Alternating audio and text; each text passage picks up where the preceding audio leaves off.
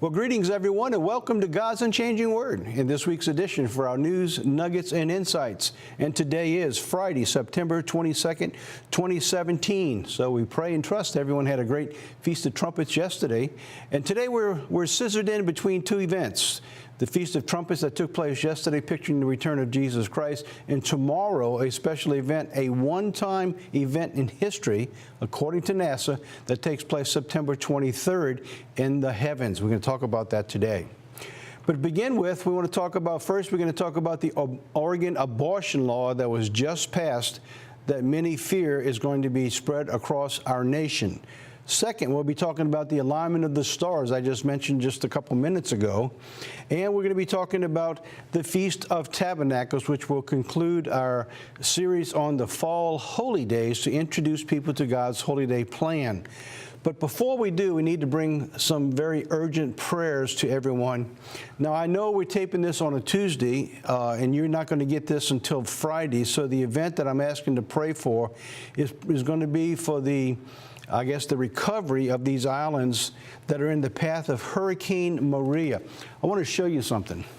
Is that this path, where this hurricane is going straight across this way, in this path, with the hurricane being a Category 5, 160-mile-an-hour hurricane, on one of the islands in the Virgin Islands, we have a congregation down there with Cecil Clark, and those who meet with him are in the direct, looks like the direct path, if not the eye itself, in those islands. So we're praying for everyone's recovery and safety. And on the news this morning, as I was coming over here, the governor on one of the islands that had just went across last night made the statement that there's not a single house where the roofs have not been damaged or completely destroyed on the entire island. So you got to imagine a hurricane with 160-mile-an-hour winds, 30 miles wide, is like going through 8 to 10 hours of a tornado 30 miles wide sitting over your house. That's what was going on last night and going through today. And so by the time you get this, it will have made its path and starting to head up into the Atlantic, hopefully missing the United States.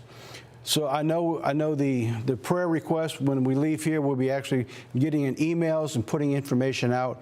And if need to, we'll add to this program in the write-up. If you're just watching this program and you haven't read the write-up, on the main page, Audrey, my wife, does the write-up for us. We will update you on that write-up, hopefully by Friday, if we get some information out of the islands. Unfortunately, the information that comes out when this takes place is very sparse. So anyway, be praying for the recovery and safety for all those people and in the path of this hurricane. All right, let's begin with this. The Oregon abortion law. Now, this law was actually passed by the state Senate in Oregon this past summer. It's called Free Abortion for All. This is absolutely amazing. Free abortion for any woman who wants to abort or kill their baby. Oregon becomes the first state to offer free abortions for all, including illegal aliens. Try to imagine that now. Free abortion. Now, people today who are citizens of the United States, they literally can't afford their own insurances or the co-pays that's got to go along with it, or their medicines. So now we have a state that passes a law to include people who have come into this country illegally to have an abortion, to kill a child in the womb, and if you're a taxpayer, you're going to pay for it. Or if you're an insurance company, you're paying for it. And they literally passed that law. And now they're concerned because with overwhelming support that this law now is going to try to be picked up and carried across our nation. Absolutely unbelievable, horrific in the eyes of God before the throne of Jesus Christ. So I wanted to bring that to your attention. Governor Kate Brown signed into law, it's called House Bill 3391. The law will require insurance companies and taxpayers the responsibility to pay 100% of the bill if the person has insurance. Taxpayers and insurance companies must pay the copay. So whether you have insurance or you're not, you can go in, live the lifestyle you want, live a life that's a degrading, immoral life, have a child with or without wedlock, and do whatever you want to do. and just go get it taken care of, and somebody else is going to pay the bill. That's what we're looking at right here. You know, when God says that we're going to be a nation of lawlessness, I mean, this is really getting into that realm. So, you know, every week we try to isolate. We sit down, we have our meetings in the fish tank, we put our heads together and find out what do we want to discuss this week. And there's usually so much information. We try to bring it down to specific information that's most important at that specific time. So as today was going on, we're trying to pick out what information. Across the nation, there's riots and protests in Missouri, I believe St. Louis, Missouri, where they exonerated a police officer for killing someone. They've had protests and riots. 130 people have been arrested. Out in California, because someone wanted to give a speech, the University of Berkeley had to spend $600,000 to protect the safety and security of the campus and the people on campus. $600,000 just for security so one person could give an hour lecture on a university. This is unbelievable, the nation we live in, and it's not going to get any better.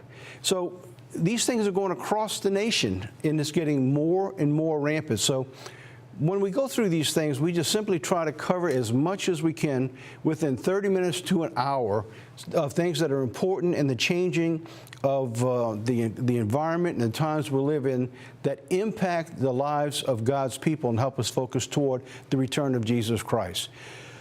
So this one today, I felt that one probably took the top of the list, because we're going to continue to have riots across our nation. We're going to continue to have lawlessness. We're going to continue to have the usurping of authority and the degrading of the government and the institution and nation we live in today. But this one here, this one goes to the throne of God itself for the taking of human lives, which God says He hated, like Baal, who sacrificed their children through the fire. So here we go. We just upped the ante for murder in our United States in the state of Oregon. All right, so now let's go on. This is an interesting story here. This is the prophetic alignments of the stars. So if you've been online or you've been following a lot of the religious people who are putting out information across with the star alignment, there's a lot of things going on. One of them is tomorrow is going to be, in many people's eyes, the rapture. I'm serious. So I want to rest assure anybody, if you see a car on the side of a highway or a traffic jam with nobody in it, they have not been raptured away. You know, there's going to be no rapture tomorrow. Another thing that's not going to happen tomorrow, Jesus Christ is not coming tomorrow. There's a lot of events that's got to take place before Jesus Christ comes back to this earth, including the 3.5-year tribulation and all the abominations and all the sins that's going to continue to go on as Jesus Christ continues to warn us about the things that are impending. But there is an alignment of the stars, and I want to talk about these things because there's something significant that's taking place. In what it is, we don't really know for sure.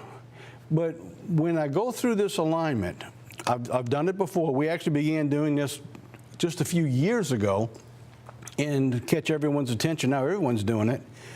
I want to add a piece that I've never put together before that ties in with the stars and the alignment that we're going to see tomorrow. So if you've seen this before, bear with it. I'm going to go through it today, and then I'm going to add some more to it. And then, God willing, if I have enough time this week, I've got one more sermon before the feast. I want to put a bunch of things together that we've been talking about over the past few years and deliver them this coming Sabbath, which we'll be broadcasting on. But if you're traveling, you're going to the feast, don't worry about that. We're going to be offering that after the Feast of Tabernacles. So let's go into the star alignment now and show you what it is, and then add in what is the tie-in today that I hadn't covered before. The stars is a third witness. In Genesis, the Bible tells us, Genesis 1, verse 14. Then God said, "Let there be lights in the firmament, and let them be for the signs and seasons, for days and for years." In verse 16, then God made the two great lights, the greater light to rule for the day and the lesser light to rule for the night. And He also made the stars. It was almost like He put it in as a second thought. Now, this was a slide that we did several years ago. It was called Out of the Mouth of Two Witnesses. So we've been covering this now for several years, letting people know that this was coming. Now, there's a third witness that's in there, and he says, and there would be signs in the sun and in the moon, the two witnesses, and in the stars, a third witness, and on the earth, distress of nations with perplexity. Now, we've kind of covered that pretty good with perplexity in Luke 21, verse 25, and that means that all nations that are in distress, that they find that there's no way of getting out of, which we're looking at today is getting pretty close to it. When you look at Korea and they're threatening to bring the United States to ashes, this very morning itself, Donald Trump, the President of the United States, is in the UN talking about all the problems that are going on around the world and how things have to change. So we're looking at a time that's getting pretty close to where we are at the point of perplexity. So now here's the event that I'm talking about that's going to take place tomorrow. Now, I've got it circled right here. It's September 23rd, 2017. Again, this was brought out several years ago. In Revelation 12, it says this, and this is the star alignment that it looks and it gives the appearance to. Now, a great sign appeared in the heaven, and a woman clothed with the sun and the moon under her feet, and on her head a garland of 12 stars. And then, being with child, she cried out in labor and in pain to give birth.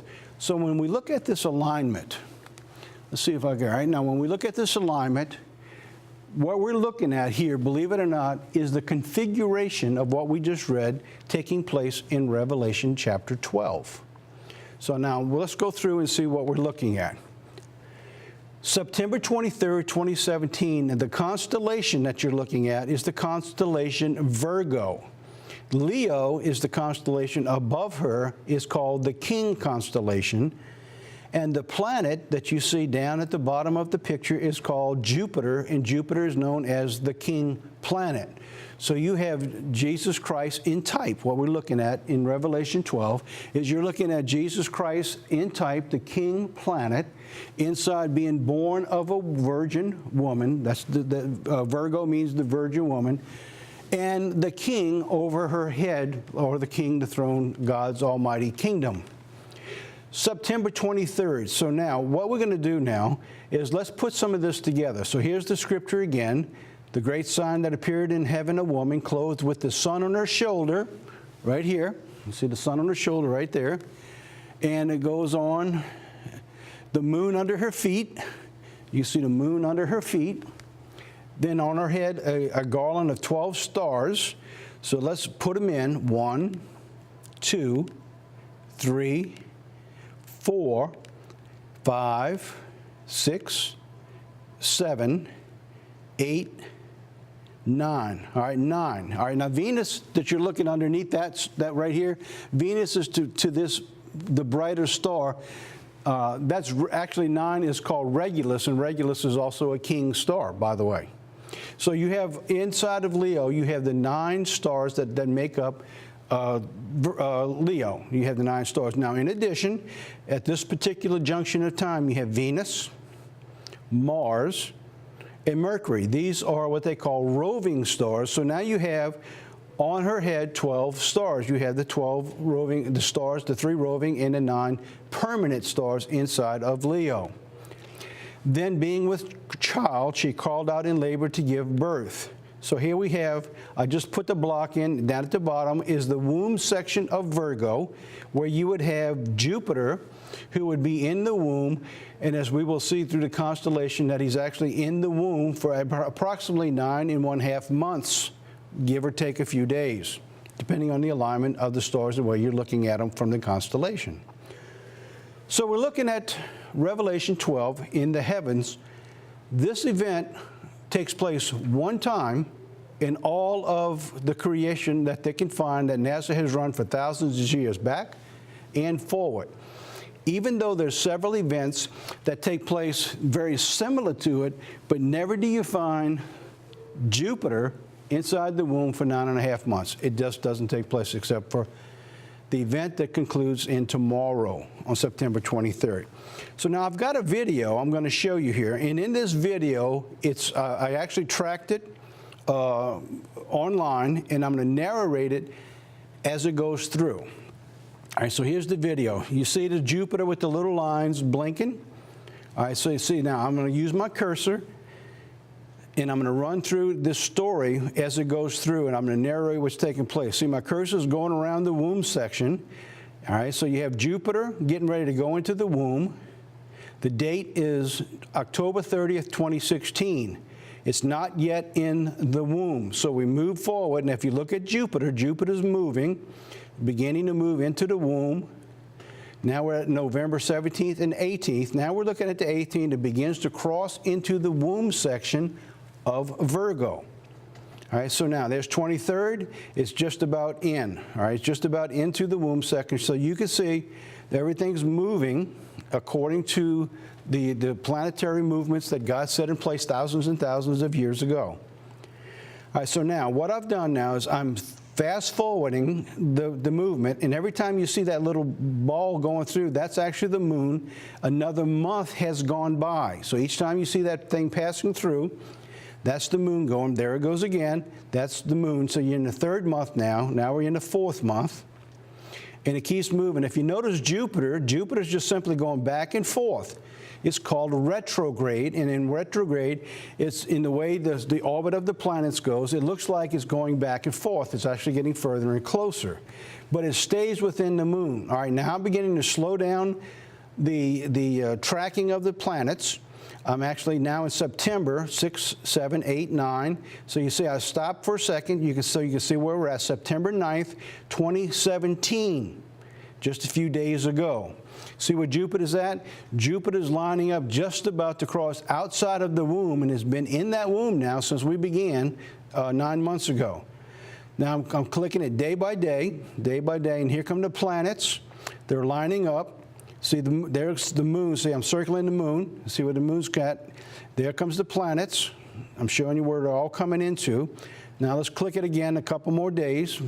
Now we stopped at September 23rd, 2017. So now we have the complete actual alignment that looks like Revelation chapter 12. The sun she's closed with the sun. Jupiter now has been delivered out of the womb. There at her feet is the moon, just like the scriptures say, and we are at September 23rd. So once we showed you all of that, and then I simply fast forwarded the timing to show then the circulation of the planets, the orbits of everything, just continues to take place as they always have from the beginning that God put them in that orbit. All right, so now what does all that mean? I don't know for sure yet. There's a few more things, though, that we have understood now since we put this together just a few years ago. So I'm going to tell you about that in just a few more minutes, but I'm going to bring out a few more things. One thing we know for sure, that people who tell you tomorrow is going to be the time that Jesus Christ returns doesn't know what they're talking about. If they're telling you it's the time of the rapture, which many people believe is going to take place. If you go look online, you watch what's going on, they will tell you it's the beginning of the rapture, and they've been saying that for a couple of years now. It is not. It's not going to take place tomorrow, a rapture, period. So now let's go back and let's look at what we were looking at. The alignment of Jupiter inside the womb and at the beginning of 9 and 9 coming out, this is the only time this alignment ever occurs. NASA can never find another time when these planets are aligned specifically to this point. So God's showing us something. What it is we have to wait and see, but quite often when God sets his plan in motion, it takes place and we don't really know exactly what took place, even though something has taken place. Could it be the beginning of God's plan to begin to bring about the return of Jesus Christ? Could we be talking about the last 7 years of the final time of the plan of God to come place? We don't know yet, but we'll know from events that begin to take place more and more of the season that we're in. 2 weeks later, we showed you now, is that Jupiter is outside of the womb, the moon is at her feet, and we're at September 23rd, which is tomorrow. An absolutely amazing event taking place here. There's only 2 other times in history that you see this event. Actually, there's 3. I'm going to show you the third one. But 2 are very important is this, 586 BC. Now, let's look at the alignment of the stars. All right, here they go again. So I'm going to pull them all back in again, 586 BC. All right, there's Regulus, the king's star, by the way. There's Saturn, there's Mars, there's Mercury. All right, so there we have the alignment with the sun and the moon. All right, let me back it up, the sun and the moon.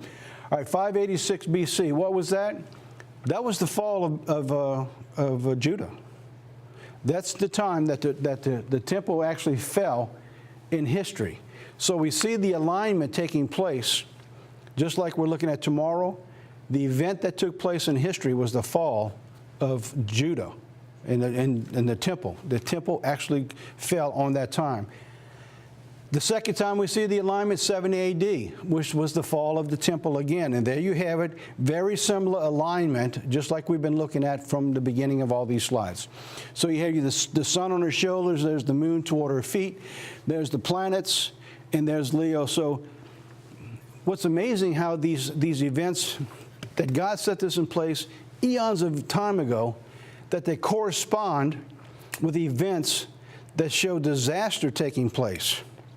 But there's also another disaster that took place and a wonderful miracle that takes place with another alignment, just like we're looking at now.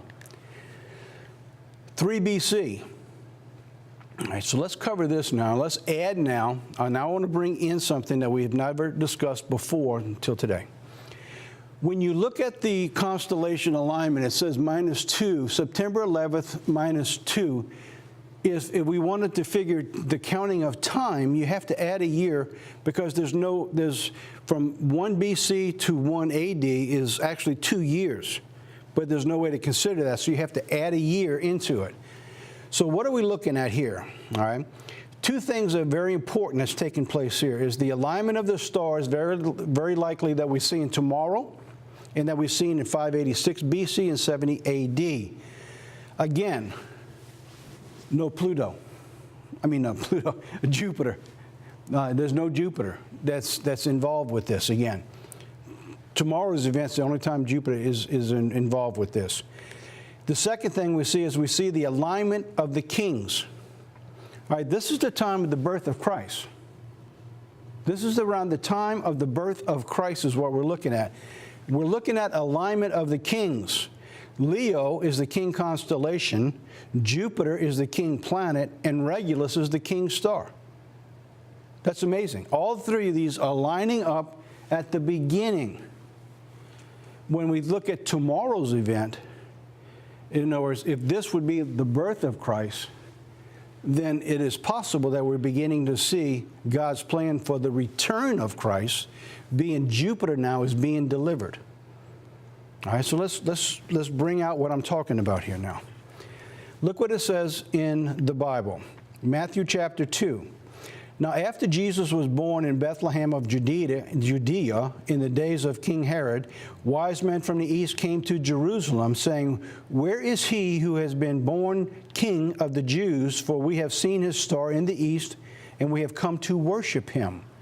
Then Herod, when he had securely called the wise men, determined from them what time the star had appeared. Now, this is very important, from what time the star had appeared. So we were looking at that sign up there. It was around 3 BC in September 11th, according to the alignment that we brought out. Let's go on, because that's important. I'm going to come back to that in a second. Then Herod, verse 16, when he saw that he was deceived by the wise men, he was exceedingly angry, and he sent forth to put to death all the male children who were in Bethlehem in all its districts from 2 years old and under, according to the time that he had determined from the wise men. So we're looking at about a 2-year period from the time that star alignment took place. That star alignment taking place, the astronomers conclude, they assume, they believe this is what it is. It's called the Star of Bethlehem alignment. Those three, the constellation of Venus coming near it, then you have the king constellation, the king planet, and the king star, forming the alignment, being a very bright star. So they assume that we're putting this together. It's possibly that when the wise men saw that, they knew that it was a special event and began to follow the light of the stars. And it's called the Star of Bethlehem alignment, is what you're looking at. Now let's look at the September 11th, 3 BC. What are we looking at when we look at September 11th, 3 BC? It's actually the Feast of Trumpets. So when we looked at that alignment that we just showed you on that specific day and the stars together, what are we looking at? The trumpets. What did the Feast of Trumpets represent? It represents the return of Jesus Christ. That's what we're looking at there. So in type, it is possible in this alignment that it was Jesus Christ born on or around the Feast of Trumpets. Now, many people in the church think it's tabernacles, which it may be. I'm not here to argue the point. But trumpets signifies Christ's coming. So is this the former, or what we're looking at tomorrow beginning to be the assignment of the beginning of the return of Jesus Christ? The day of the Lord takes place not just one day. It takes place over a period of years. It's possible that we're looking at the beginning of the day of the Lord beginning to take place. That encompasses everything. So before anybody gets all crazy, I'm not saying Jesus Christ is coming tomorrow, because he's not.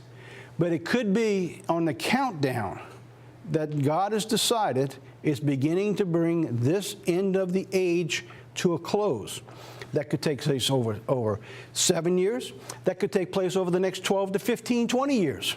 Because it talks about a period of time that's going to take place in the day of the Lord.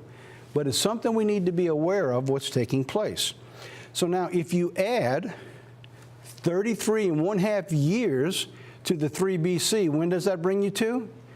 It brings you to Passover 31 AD. So what we're looking at in the heavens is God specifically pointing out a period of time when Christ was born until we know the time that he died. Most people will not put 31 AD to the death of Jesus Christ, and that's because they think he was crucified on a Friday. But when you look at history, you go back to the Hebrew, you will find that 31 AD, the Passover, the first month, 14th day of the month, falls on a Wednesday where Jesus Christ died, where Daniel said that he would be crucified in the midst of the week. So that's what we're looking at.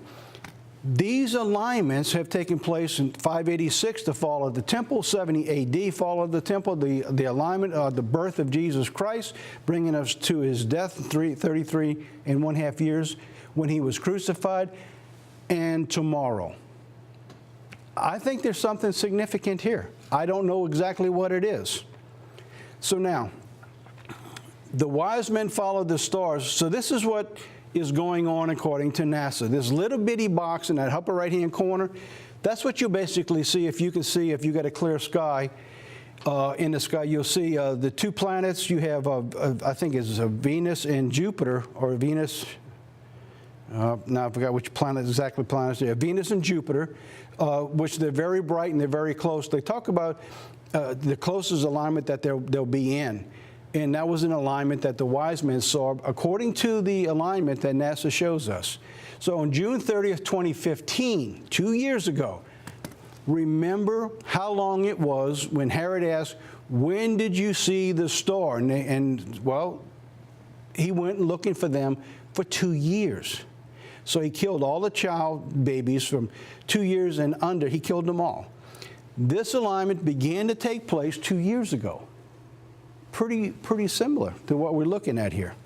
So that, and this write-up from NASA said tonight's close conjunction, Venus left and Jupiter right on the western horizon, fits closely with what many astronomers have theorized was the type of alignment of the Star of Bethlehem described in the Bible. So that's basically what we're looking at. So when we go back to the skies and we look at that, on 9/13/2015 was the Feast of Trumpets, similar to that at the time of the wise men in search of Christ, 9/11/3 BC. Almost an identical alignment.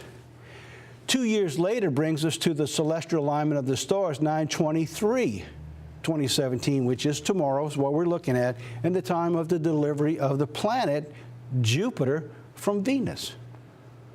All right, so now this gets pretty awesome when you think about what's going on here.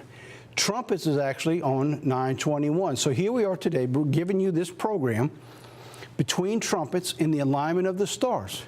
So is God showing us something here? I'm going to bring a scripture out in just a second. I know I'm spending a lot of time on this, but it's important that I do to bring everyone's attention so we can be aware of what's going on and not be taken by all the people who are out there thinking that all this crazy stuff's going to happen tomorrow, because that's not going to take place. There's going to be no rapture, and Jesus Christ isn't coming tomorrow. We have, at this particular time, right now, Leo, the constellation of Jupiter, king planet, and Regulus, the king star. We have the alignment of the three kings. It's interesting, there's a song called We Three Kings of Orient, however it goes. I'm not a big music person. So here we have that alignment, just like the time of Jesus Christ. We have the alignment of the kings going on. We also have the alignment of Jupiter being delivered, never taken place before. So you have an incredible thing taking place in the heavens tomorrow. Now look what Isaiah says. Let's begin to wrap this up now with some scripture. Isaiah 66 says this: before she travailed, she brought forth. Before her pain came, she was delivered of a man-child. Who has heard of such a thing, and who has seen such things? Shall the earth made to bring forth in one day, and shall a nation be born at once? All right, so in reference, we're talking about Jesus Christ being born before the pain, before the return, before the tribulation. Jesus Christ was born before his kingdom was to come, before the labor pain. Jesus Christ was born 2,000 years ago, but his kingdom is yet to come, and it's going to come after the labor pain. So we're talking about like the tribulation. We're talking about in the heavens, when you look at that planet going back and forth in the womb, waiting to be born, the labor pain comes, even though Jesus Christ was born 2,000 years ago. Is the constellation showing us that the woman is about to deliver? So what I'm asking here, and I'm going to leave you with the question, are we looking at the beginning of the time that we're going to begin to see the wrap-up of the plan of God for the return of Jesus Christ? And God talks about a time when Jacob, when you see the men grabbing at their groin like a woman in pain, a time of Jacob's trouble and the tribulation. It is quite possible that we are on the verge of beginning that countdown. Again, how long it takes, I don't know.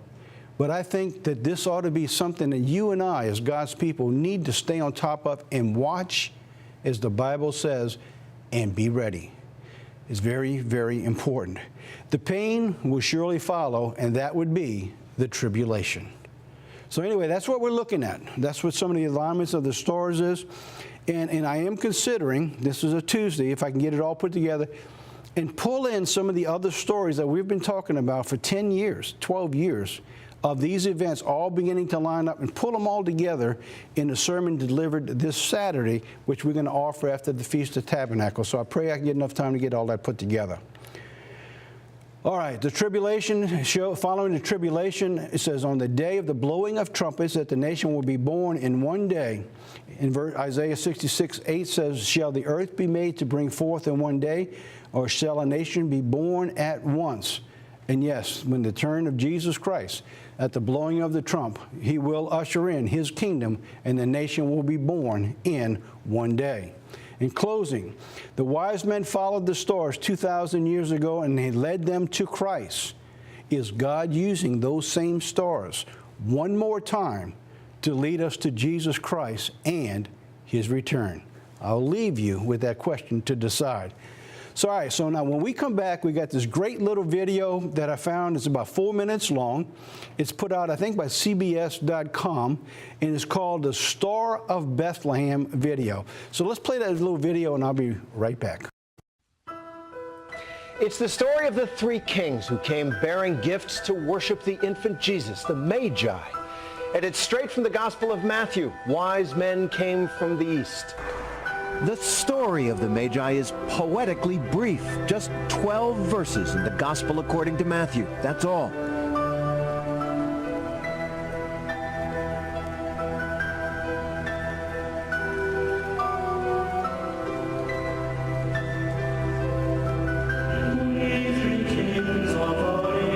The journey of the Magi.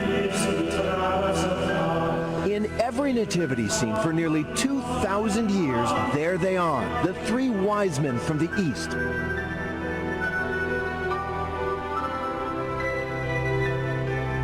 Down through the centuries, countless pilgrims have come this way to the place where, in the belief of all Christians, God himself entered human history. To this day, from all over the world, they come. They come, so many, because they believe. They have followed what they believe to be the light, just like the Magi in Matthew's Gospel. All this goes back to a supernatural event that happened literally millennia ago, and it is influencing our culture in the modern era. You see, the ancients looked at this stuff, looked at the stars in the heavens. I mean, that's what they knew, that there were signs that they were looking for. They were told that there would be a sign. But what there was a group of people in Babylon, which is now in Iraq, and these were called the Magi. The Magi were the kingmakers, literally the kingmakers in the ancient world. They were an upper class of priests. They were interpreted dreams.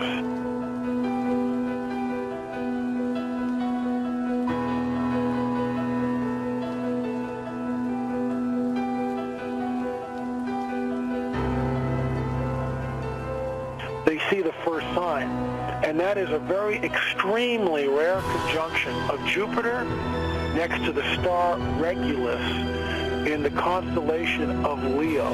Regulus, get this, Regulus is the king star. Jupiter is the king. So you got double king in Leo, Leo the lion of the tribe of Judah, and they know something's up.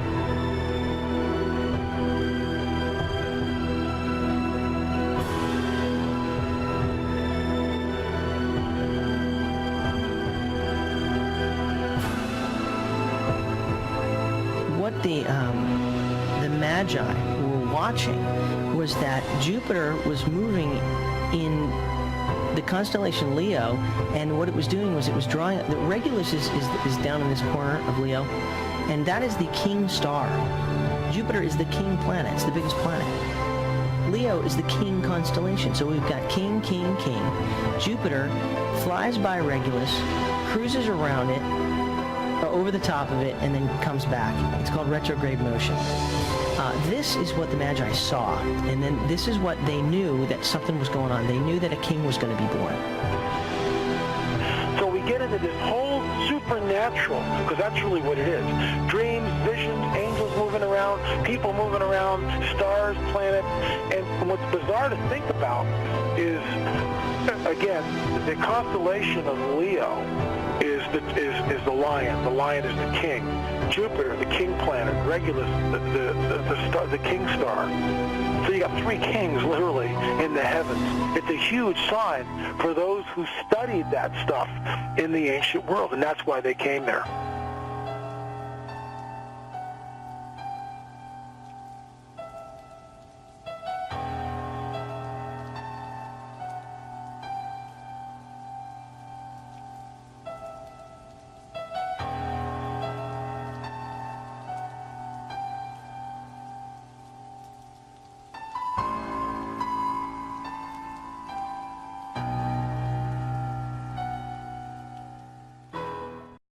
Well, I hope you enjoyed the little video. It's pretty powerful when you put the background to the information I shared with you before the video. So it's pretty interesting what's taking place. We're certainly living in times that could be awesome, scary, and exciting all at the same time. All right, now let's go on to our Nuggets part of our program, where we talk about some scriptures. Today we're talking about the Fall Holy Days and the Feast of Tabernacles.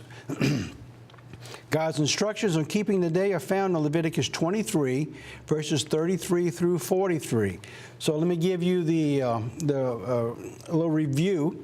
First of all, the Fall Holy Days begins with the Feast of Trumpets, picturing the return of Jesus Christ, taking Satan on the Day of Atonement and putting him aside, keeping him away for 1,000 years, and we went through that in detail. And today we want to begin to talk about the Feast of Tabernacles.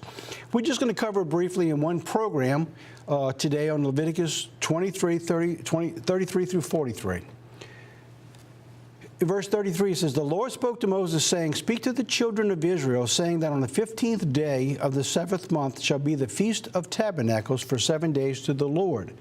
On the first day there shall be a holy convocation, and you shall do no customary work on it. For 7 days you shall offer an offering made by fire to the Lord. And then on the 8th day, so all of a sudden now there's an 8th day in the top of the 7 days. Then on the 8th day you shall have another holy convocation. So when we go to the Feast of Tabernacles, we keep a holy day on the very first day, then again on the 8th day. And it says, and you shall make an offering made by fire to the Lord. It is a sacred assembly, and you shall do no customary work on it. Now let's pick it up in verse 39. God begins to reiterate the same information with more instruction. Also, on the 15th day of the 7th month, when you have gathered in the fruit of the land, you shall keep a feast of the Lord for 7 days. On the first day there shall be a Sabbath rest, and on the 8th day. What's interesting is that on the 15th day of the month is dead center in God's calendar on the Hebrew calendar. And you'll always find the beginning of the Feast of Tabernacles, this incredibly bright moon coming up over the horizon, knowing that that is the beginning of the Feast of Tabernacles. For years, people have been moving these dates around on the Feast of Tabernacles because of some person thinking they have a new understanding on when the first day of the month is. So here's what we understood a few years ago, and I've been saying since then, it's pretty simple. When you begin the Feast of Tabernacles, which is on the 15th day, there's no mistake, that's pretty clear. If you're not at a full moon, whoever counted your first of the month has counted it wrong. There's no mistaking this. It has to be a full moon at the beginning of the Feast of Tabernacles because it is the 15th day of the month. The same way it is for the days of unleavened bread. The days of unleavened bread begin on the 15th day of the first month. So what God has done, He has bookended His holy days in the calendar with the full moon. And since we know when the full moon is, according to NASA, which they didn't have back then, they had to have the priests go out there and actually cite everything, is that we know when the full moon is, we simply count back and you know the beginning of the month. It's a pretty simple technique and easy to understand. It totally eliminates any misunderstanding of when the days are. So at that point in time, there is a full moon at the beginning of the Feast of Tabernacles. All right, so going on. And you shall take for yourselves on the first day of the fruit of the beautiful trees and the branches of palm trees and the boughs of leafy trees and the willows of the brooks, and you shall rejoice before the Lord your God for 7 days. Now, that's amazing. God is telling us you're to go out and rejoice. Go out there and have a good time. You know, one of the lessons of the Feast of Tabernacles is that we are there for 1,000 years to begin to restore the world the way God had originally intended it. There'll be a land of plenty. The lion and the lamb will lay together, and you'll see peace and tranquility, and you'll see abundance of everything.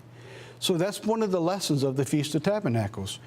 You shall keep it a feast for the Lord for 7 days in the year. It shall be a statute forever in your generations, and you shall celebrate it in the 7th month. You shall dwell in booths. Now, I want to bring out a little misunderstanding that people have because they misunderstand the context of dwelling in booths and exactly what a booth is. You shall dwell in booths, all right, for 7 days. The term booths and tabernacles is interchangeable. In fact, many people who talk about the Feast of Sukkot, which is the Feast of the Tabernacles, it's also called the Feast of Booths because of Sukkot, or Tabernacles. Actually, if you look at the translations in the Bible, in the Old Testament, you will find it's also translated as tents. Actually, it's translated tents more than it's translated booths. So, I mean, if you want to build a booth, well, if you want to be correct according to numbers, you'd actually have to go build a tent. So what's happened is the instructions has been misunderstood. So I'm going to try to see if I can share this with everybody. It's translated from the same word, booths, tabernacles, and even tents. It comes from Strong's 5521. If you're looking up the word, number 5521, the word is translated as tabernacle, booths, tent, cottage, and pavilion. all come from the same word. So what we're looking at is God is prescribing to us a principle he wants us to understand when we dwell in booths. What is the principle we need to understand? Because you can, if according to this word, if it's the same word, I could go down there and live in a cottage at the Feast of Tabernacles. Or I could just go rent a pavilion, live in a pavilion. It's the same word. And the word's translatable the same. The intent of the meaning is a temporary dwelling. Look at Amos 9, verse 11. It says, "And on that day I will raise up the tabernacle of David." That word tabernacle right here is translated in the same as word booths in other locations. All right? It says, "I will raise up the tabernacle of David, which is fallen down, and repair its damages, and I will raise up the ruins and rebuild it as in the days of old." Now, I could go down there and live in a pretty good booth if I was going to live in a house like David had. I mean, David had a beautiful home when he lived back in. God says he's going to restore that. So the point is that we're looking at, we're going to go down there and we're going to live in a temporary dwelling for 7 days, 8 days exactly, because it pictures the time that we are today. We are in a temporary dwelling. We have a temporary shell that houses the Spirit of God. We're in a temporary land. Remember, Abraham said he looked for a city whose makers and builders was God, and he never found it. So, in other words, we're living temporarily till Jesus Christ returns, till the final 8th day, in the passing of the 8th day, when we see the new heaven and new earth and the restoration of all things. Look in John 1:14. This tells us a little more about the Word. This is in Greek. "And the Word became flesh and dwelt among us." From the Greek word dwelt means skinoo, which means to tent or encamp. So what we're looking at here is that the reference or the intent of the meaning, just like with Jesus Christ, when the Word became flesh, Jesus Christ left the kingdom. He came to this earth, he became flesh, and what did he do? He tabernacled among men. The word in Greek means dwelt, which can mean to tabernacle, to booth, or to tent with mankind. So he came here to spend a temporary time with man till he restores his kingdom. So when we look at the Feast of Tabernacles, we're picturing the time after Jesus Christ comes back to this earth. He takes Satan away and for 1,000 years begin to rebuild this world to put it back to the condition that it was intended to be from the time of Adam. And so during that time, during the millennial reign, we will be tabernacling with Christ till the Father comes and the new heaven and the new earth and a new permanent home will be given to each and every one of us. The 7-year plan of God. So let's put this out. I've used this before when we started. I'll wrap it up now. We got 7,000 years. There's 4,005, 6,000 years. Now we're at 7,000 years. The 7,000 year begins the millennial reign for 1,000 years with Jesus Christ, which is pictured in the Feast of Tabernacles. It is the beginning of God's restoration of the kingdom. Leviticus 23, verse 34 said, "Speak to the children of Israel, saying that on the 15th day of this 7th month shall be the Feast of Tabernacles for 7 days to the Lord." And so we have the 7th day, or the 7,000th year in the plan of God, just like Peter said, a day is a year. Look at 2 Peter, verse 3, to bring that up again. "But, beloved, do not forget this one thing, that with the Lord, one day is 1,000 years, and 1,000 years as a day." So we have the 7,000-year plan of God, representative of the 7-day week, the 7th day being the day of rest. The 1,000 years is talking about a rest. Hebrew talks about there remains a rest. So that's what we're looking at. Then on the 8th day begins the second resurrection. You see that in Revelation chapter 20. You have the second resurrection, the great white throne judgment, and the beginning of the new heaven and the earth at the close of that 8th day. And Jesus Christ talked about that day in John 7. Verse 37, he says, "On the last day, that great day of the feast, Jesus stood up and cried out, saying, 'If anyone thirst, let him come to me and to drink. And he who believes in me, as the scriptures has said, out of his heart will flow rivers of living water. Revelation 21 reaffirms what he just says toward the closing of the Bible. And he showed me a pure river of water of life, clear as crystal, proceeding from the throne of God and out of the Lamb. And the Spirit of the bride say, Come, and let him who hears come, and let him who thirsts, and whoever desires, let him take of the water of life freely. In verse 38, as I put an underline, flows rivers of living water. So what we're looking at here in this particular passage is Jesus Christ standing up on that last day, the great day of the feast is called. And that's why we today in the church call it the last great day, because it will be a great day. It'll be a day when all of a sudden, everyone who's never heard the name of Jesus Christ, every child that was killed or died before ever understanding the plan of salvation, all of those people will be resurrected on that day, and you and I, and all of those throughout the millennium who will be a part of it by that time, will begin to teach all of those people and give them a chance to be a part of the river that flows with life. And that's what Jesus Christ is talking about. And that's just the tip of the iceberg of the Feast of Tabernacles that we're going to begin to keep in just about a week and a half. God's annual Sabbaths, the Feast of Trumpets this year, is Thursday, September 21st, which was actually yesterday. Atonement, Saturday, September 30th, and the Feast of Tabernacles, Thursday, October 5th through the 12th. So the Feast of Tabernacles is well on its way now. There's our feast sites in the U.S. and in Trinidad and Tobago. We've been putting that up now for about 2 months. So hopefully you'll be able to come to one of our feast sites. And if you're in the area, and you're with another church group who's keeping a Feast of Tabernacles in the area, come on by for a visit. You won't be disappointed. We'll be glad to have you. You'll have a warm welcome from a lot of wonderful people. Live streaming. So I haven't brought this out, and I was neglectful, so forgive me for saying that, not doing this, but I want to let you know, each year we try to live stream the feast sites. So this year we will again be live streaming out of Fort Walton Beach at 10 o'clock. All right, that's where our main site, the first site, biggest site is, in Fort Walton Beach, where we have the most equipment we'll be bringing down from here. And then in Auburn, they do a great job in Auburn, and every day they will be broadcasting at 10 o'clock Eastern, and we're at 10 o'clock Central.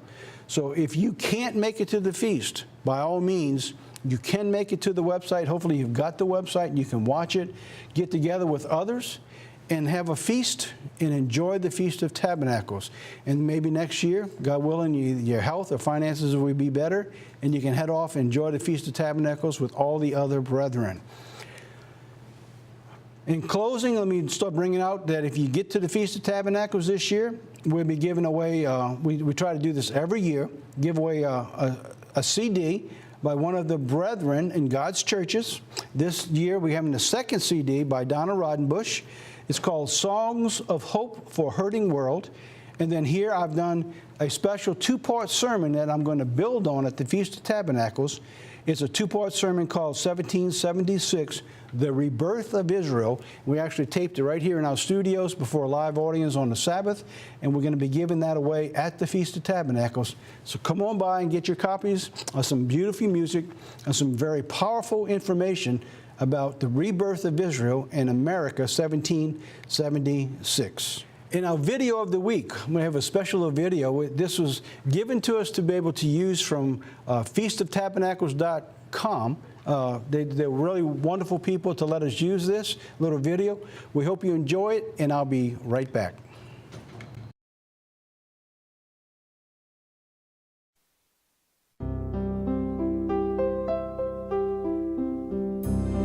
What is the Feast of Tabernacles?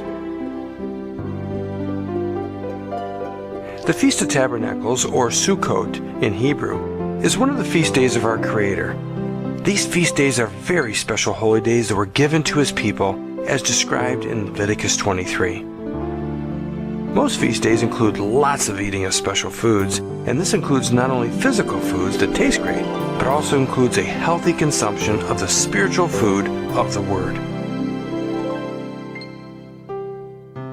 The Feast of Tabernacles is held in the 7th month of the Hebrew calendar, which is the September-October timeframe according to the Roman calendar.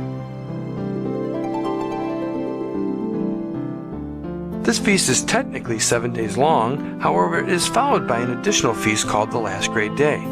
This day is mentioned also in the book of John in chapter 7 verse 37, which our Savior gave a special message on, saying, "If any man thirst, let him come unto me and drink." To whom does the feast belong?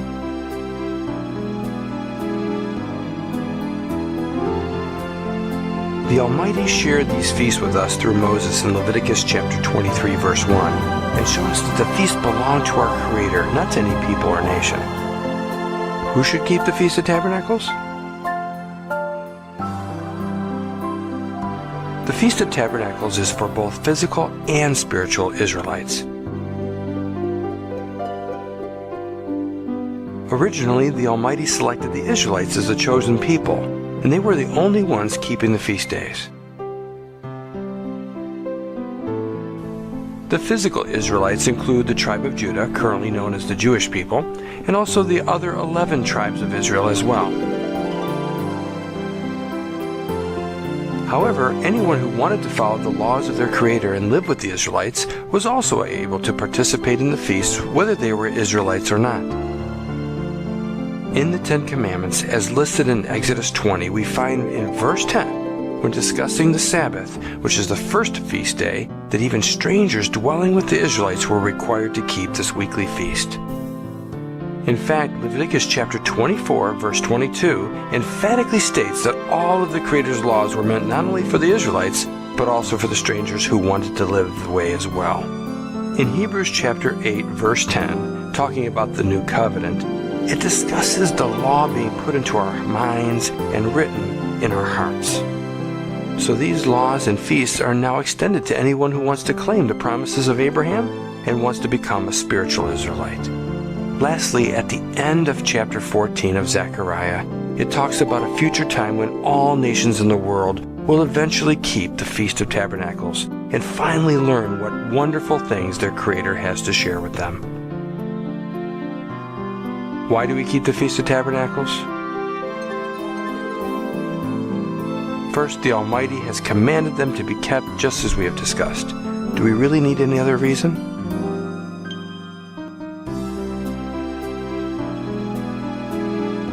However, in Deuteronomy chapter 10, verse 12, it talks about the requirement to fear the Almighty, to walk in these ways, to love our Creator with all our heart and all of our soul, and to keep all the commandments which were commanded for our good. The feasts provide an outstanding opportunity to do all these things. In Deuteronomy 14, verse 23, it states that when feasting, it is to be done so that you may learn proper reverence towards the Almighty always. This is done at the Feast of Tabernacles celebration.